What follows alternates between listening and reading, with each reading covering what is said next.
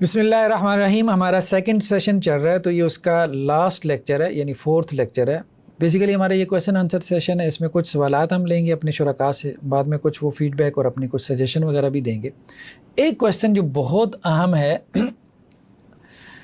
وہ یہ کہا گیا، بیسیکلی وہ کویشچن ایک تاثر ہے، لیکن وہ تاثر بالکل ٹھیک ہے، مطلب میں اس سے ایگری کرتا ہوں. تاثر یہ ہے کہ آپ کی یہ جتنی لیکچر سیریز ہم نے سنی ہے اس میں واضح طور پہ مطلب خاص طور پہ جو اپوزٹ جینڈر ہے، کوئی خاتون اگر سنے گی تو اس کو یہ احساس ہوگا، اس کی یہ فیلنگ ہوگی کہ جیسے مردوں کی حمایت کی جا رہی ہے، یا حمایت نہ کہیں تو جھکاؤ تھوڑا مردوں کی طرف ہے.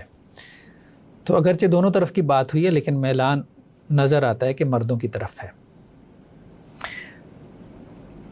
اچھا، چونکہ میں فیس بک پہ لکھتا ہوں ریگولرلی تقریباً 8-9 سال سے، تو اور جب ان میٹر کے اوپر یہ جو خاص طور پہ ازدواجی زندگی سے متعلق لکھتا ہوں، عام طور پہ خواتین اس کی شکایت کرتی ہیں کہ آپ کی تحریر میں ٹھیک ہے دوسری طرف کی بھی بات ہوتی ہے لیکن جھکاؤ ہوتا ہے مردوں کی طرف.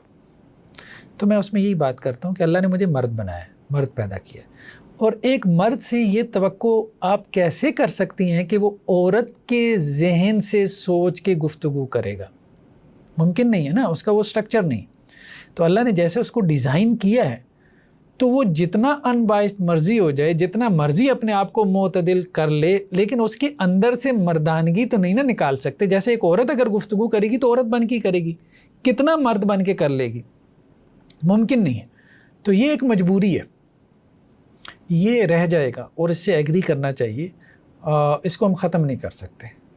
ٹھیک، تو بالکل اب آپ کہیں کہ جی وہ انسان جو ہے نا وہ دوسری طرف کی بات کرے تو وہ ممکن نہیں ہوتا. کچھ نہ کچھ جھکاؤ ہو جاتا ہے انسان کا. آپ اگر کسی اسکول آف تھاٹ سے مثال کے طور پہ تعلق رکھتے ہیں اور آپ مختلف مکاتب فکر کا موازنہ کر رہے ہیں تو جس سے آپ کا تعلق ہے، جس جماعت سے، تو تھوڑا بہت آپ کا اس کی طرف جھکاؤ ہو جاتا ہے، نہ چاہتے ہوئے بھی ہو جاتا ہے. ٹھیک، تو وہ میرے خیال میں ایک فطری بات ہے، تو اس کو برداشت کرنا چاہیے. پھر یہی ہے. اچھا جی، سیکنڈ کویشچن یہ ہے کہ کوئی خاتون جو ہے اگر نکاح میں یہ شرط رکھوا دیں کہ انہیں کبھی خاوند جو ہے وہ طلاق نہیں دے سکتا. دیکھیں، نکاح میں شرطیں رکھی جا سکتی ہیں، کوئی حرج نہیں ہے. بلکہ صحیح بخاری کی ایک روایت ہے کہ سب سے زیادہ حق جن شرطوں کو پورا کرنے کا ہے وہ شرطیں جو نکاح کے موقع پہ لگائی جائیں. تو شرطیں لگائی جا سکتی ہیں، کوئی حرج نہیں. مثال کے طور پہ، لیکن وہ شرطیں وہی ہوں جو شریعہ کے ساتھ. مثال کے طور پہ اگر عورت کے خاندان والے یہ لکھواتے ہیں کہ جی اس کو منتھلی خرچہ دے گا، مطلب لکھوا لیتے ہیں وہ، یعنی ذمہ داری تو اس کی ویسی بھی ہے، تو اگر لکھوا بھی لیتے ہیں تو ٹھیک ہے، کوئی حرج نہیں ہے. لیکن کوئی ایسی شرط لگانا کہ جس سے کوئی حلال حرام ہو جائے یا حرام حلال ہو جائے تو یہ الاؤڈ نہیں ہے. تو طلاق کا حق اللہ تعالیٰ نے مرد کو دیا ہے، اب آپ اس کے حق اس سے چھین نہیں سکتے کوئی شرط لگا کے، یہ نہیں کر سکتے.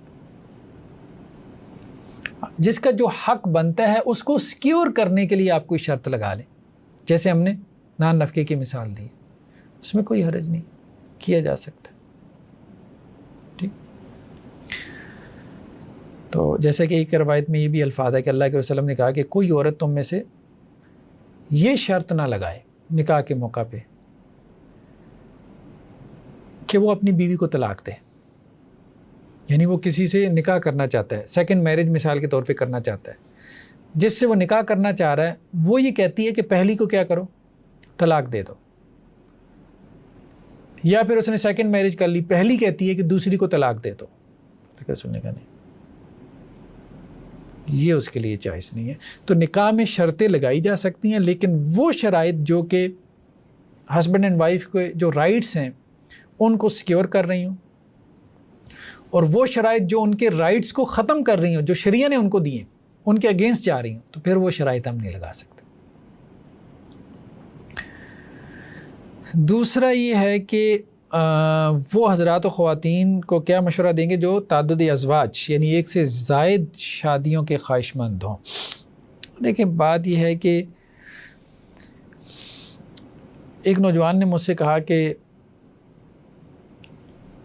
میں دوسری شادی کرنا چاہتا ہوں، سیکنڈ میرج کرنا چاہتا ہوں،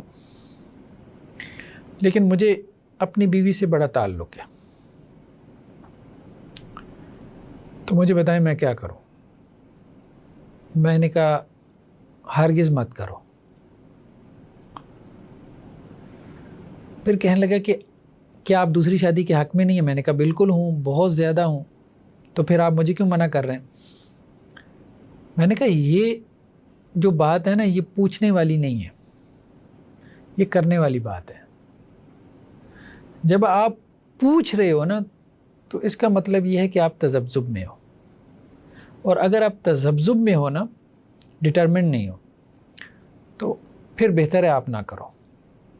یعنی آپ یہ بھی کہہ رہے ہو کہ جی آپ کا جو ہے وہ بیوی سے تعلق ہے اور اچھا تعلق ہے، چل رہا ہے، اور اس کے بگڑنے کے خوف میں بھی آپ مبتلا ہو، تو اصل میں جس نے دوسری شادی کرنی ہے نا، اس نے مشورہ نہیں لینا، اس نے کر لینی ہے۔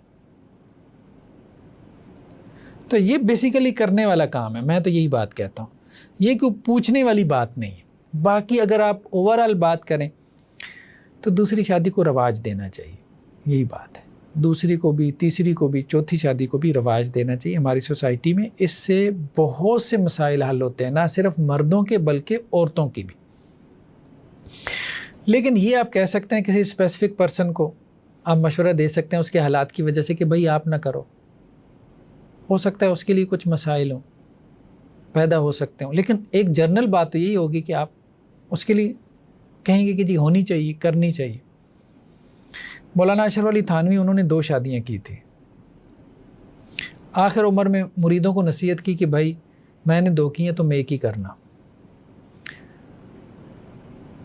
انہوں نے کہا حضرت یہ کیا بات ہوئی؟ ہم تو یہ سمجھے تھے کہ پیر صاحب نے 2 کی ہیں تو دوسری شادی کا رستہ کھول گیا، آپ تو اپنے اس بیان سے بند کر کے جا رہے ہیں۔ ایک اور صاحب نے ان سے کہا، ان کے مرید نے کہا کہ حضرت دوسری شادی کرنا چاہتا ہوں۔ کہنے لگے 3 گھر ہیں تو کر لو۔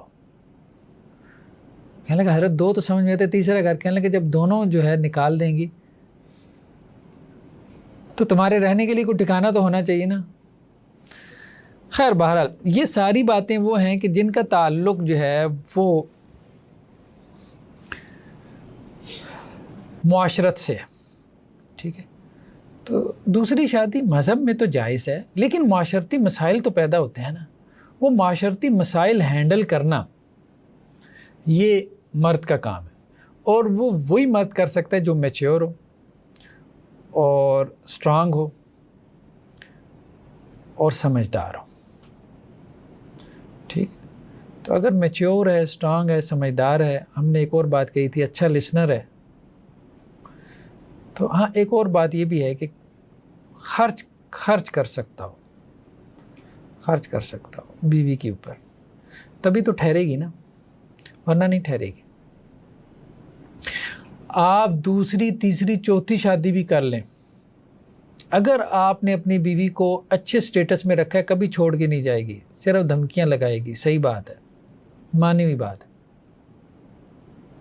جب وہ 2 کنال کے گھر میں بیٹھی ہوگی نا، 4 لاکھ اس کو منتھلی مل رہا ہوگا،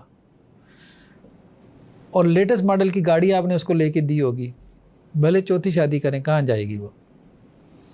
بندہ بہت کیلکولیٹڈ ہے، وہ اپنی جگہ بہت کیلکولیشن کر کے بیٹھی ہوتی ہے۔ تو بات یہ ہے کہ وہ وہاں جاتی ہے آپ کو چھوڑ کے، جب اس کو پتہ ہوتا ہے کہ یہاں اب کچھ نہیں مل رہا، پہلے ہی اس کی 50,000 تنخواہ ہے، اس میں بھی 25 دوسری نہیں لے لینی ہے، مجھے کیا ملے گا، 25 سے زیادہ تو میں خود کما لوں گی۔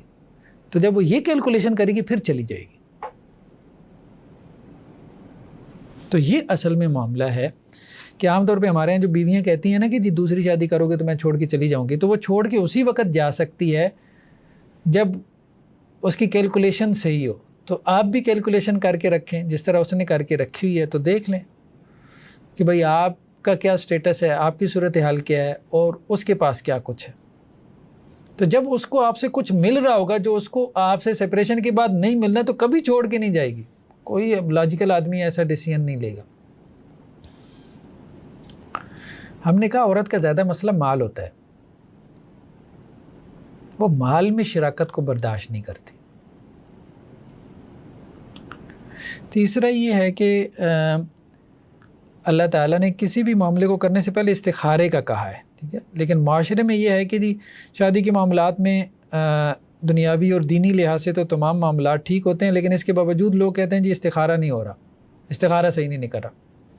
نہیں، استخارے کا مطلب ہے اللہ سے خیر طلب کرنا، ایک ہے مشورہ، ایک ہے خیر طلب کرنا، یعنی اللہ تعالیٰ میں نے یہ فیصلہ کر لیا ہے، اس میں اب خیر ڈال دے، یہ بھی ایک دیکھنے کا مطلب گراؤنڈ ریالٹیز بھی، یہ رشتہ مجھے اچھا لگ رہا ہے، اب اس میں اب خیر ڈال دے۔ ایک استخارے کا مقصد یہ بھی ہے، تو اور ایک یہ ہے کہ اللہ سے آپ مشورہ کریں۔ تو مشورہ کرنے میں بھی ہم نے کہا کہ بابا جی آ کے نہیں بتائیں گے، یا استخارہ صحیح نہیں آ رہا، کوئی خواب نظر نہیں آ رہا، بس ٹھیک ہے، آپ نے استخارہ کر لی ہے، اب آپ کو سمجھ آ رہی ہے، کیلکولیشن آپ نے کر لی ہے، تو اب اس کے مطابق جو ہے وہ معاملہ چلائیں جیسے آپ نے کیلکولیشن کی ہے۔ جی ایک کویسچن یہ ہے کہ شوہر کہتا ہے کہ میں نے سیکنڈ میرج کرنی ہے، اور بیوی کہتی ہے کہ میں تمہیں چھوڑ کے چلی جاؤں گی۔ ویسے میں نے اپنی بیوی کو کبھی نہیں کہا کہ میں نے سیکنڈ میرج کرنی ہے، لیکن وہ بھی مجھے یہ ضرور کہتی ہے کہ اگر تم نے سوچا بھی تو تمہیں ملنی تو ایک ہی ہے۔ خیر بہرحال ہمارے ہاں ویسے یہ جو سیکنڈ میرج کا مسئلہ ہے نا سب کانٹیننٹ میں، یہ عورتوں کا زیادہ ایشو ہے، عرب ورلڈ میں نہیں ہے۔ میں نے آپ کو بتایا یہ کہنا کہ جی شوہر میں شراکت برداشت نہیں کر سکتی، یہ صرف برصغیر کی عورتوں کا مسئلہ ہے۔ اصلاً پیچھے مسئلہ مال میں شراکت ہے۔